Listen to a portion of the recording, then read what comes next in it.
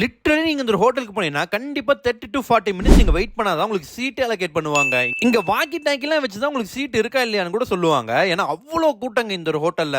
எதுக்கு இவ்வளவு கூட்டம், அது இவ்வளவு ஹைப் இந்த ஹோட்டல் கொடுக்குறாங்கன்னா இந்த பிரியாணி சாப்பிட்டதுக்கு அப்புறம் தான் எனக்கு புரிஞ்சுது. இங்க இவ்வளவு நேரம் வெயிட் பண்ணி சாப்பிடுறது கண்டிப்பா ஒர்த்து தானே. ஹைதராபாத்லயே ஒன் ஆஃப் த ஃபேமஸ் ரெஸ்டாரண்டான பாவர்ச்சி பிரியாணி தான் விசிட் போட்டிருந்தோம். அதுவும் அவங்க ஃபர்ஸ்ட் ஆரம்பிச்ச பிரான்ச்சுக்கு போயிருந்தோம். நான் போன டைம்ல அவ்வளவு கூட்டங்க. கடைசியா வெயிட் பண்ணக்கு அப்புறம் எங்களுக்கு ஒரு சீட் அலோகேட் பண்ணி கொடுத்தாங்க. நான் இவங்ககிட்ட என்ன ட்ரை பண்ணி பாத்தீங்கன்னா ஸ்டார்டருக்கு சிக்கன் விங்ஸ் அண்ட் ஒரு ஃபுல் பிரியாணி வாங்கியிருந்தோம். அந்த ஒரு பிரியாணி கண்டிப்பா 2 பேர் தாராளமா சாப்பிடலாம். ஏன்னா அவ்வளவு குவாண்டிட்டி கொடுத்திருந்தாங்க. ஃபர்ஸ்ட் அவங்க சிக்கன் விங்ஸ் தான் ட்ரை பண்ணிருந்தோம். டேஸ்ட் எல்லாமே சூப்பரா இருந்துச்சு. ஆனா அவங்க பிரியாணி எல்லாம் ஒரு பக்காவான மேட்ரு. டேஸ்ட் எல்லாமே அவ்வளவு பங்கமா சூப்பராவே இருந்துச்சுங்க. அண்ட் ஃபைனலா டெசர்ட்டுக்கு பாத்தீங்கன்னா அவங்க ஆப்ரிகா டிலைட் தான் ட்ரை பண்ணிருந்தோம். நான் ஃபர்ஸ்ட் டைம் ட்ரை பண்றேன். சீரியஸா சொல்றேன், டேஸ்ட் அவ்வளவு சூப்பரா இருந்துச்சு. எனக்கு ரொம்பவே பிடிச்சிருந்ததுங்க. இவ்வளவு கொடுத்து இவங்க நம்ம ஊர் மாதிரி வெங்காயம் எல்லாம் ஃப்ரீயா கொடுக்க மாட்டாங்க. அதுக்கு நீங்க 10 ரூபா பே பண்ணா தான் உங்களுக்கு வெங்காயமே கொடுப்பாங்க. டோட்டலா நாங்க 2 பேர் சாப்பிட்டு பில் பாத்தீங்கன்னா 700 குள்ள தான் வந்துச்சு. சீரியஸா ஒர்த்தான ஸ்பாட்னே சொல்லுவேன். நீங்க ஹைதராபாத் வந்து ஓஜி பாவர்ச்சி பிரியாணி ட்ரை பண்ணணும்னு நினைச்சீங்கன்னா கீழே கமெண்ட் லொகேஷன் டைப் பண்ணி அனுப்புங்க. நானே உங்களுக்கு டிஎம் பண்றேன். ஏன்னா இந்த பேரை வச்சு நிறைய ரெஸ்டாரண்ட் ரன் ஆயிட்டு இருக்கு.